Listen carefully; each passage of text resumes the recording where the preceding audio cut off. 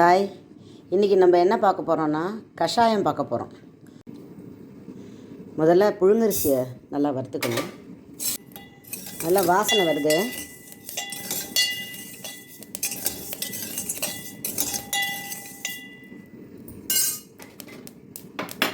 இப்போ தனியாக போடணும்.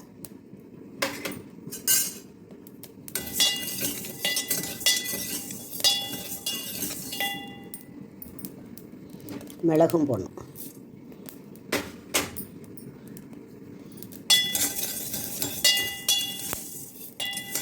லைட்டாக புகை வர்ற மாதிரி வறுக்கணும்.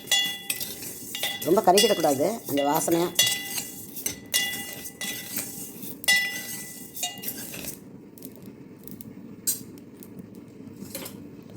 இப்போ தண்ணி விடணும். இதை நல்லா கொதிக்கணும். நல்லா 2 டம்ளர் விட்டுருக்கேன், 1 டம்ளர் ஆகணும்.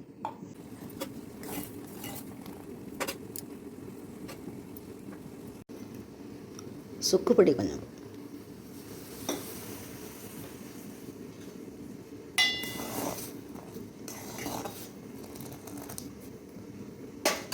இது நல்லா கோல்டு இருந்தால் கேட்குங்க. புழுங்கரிசி தலையில் தண்ணி இருந்தால் கொஞ்சம் கண்ட்ரோல் ஆகும், சளியெல்லாம் கட்டுப்படுத்தும். நாட்டு சர்க்கரை கொஞ்சம்.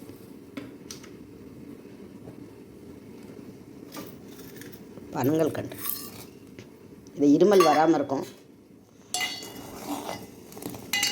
ரொம்ப ஈஸி தாங்க இது. புழுங்கரிசி, மல்லி, மிளகு, சுக்கு, பனங்கள் கண்டு தான் இதுக்கு தேவையானது.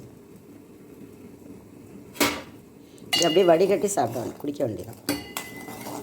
ஒரு 3 வேளை 2 வேளை சாப்பிட்டாலே கண்ட்ரோல் ஆகிடும் கோல்டு.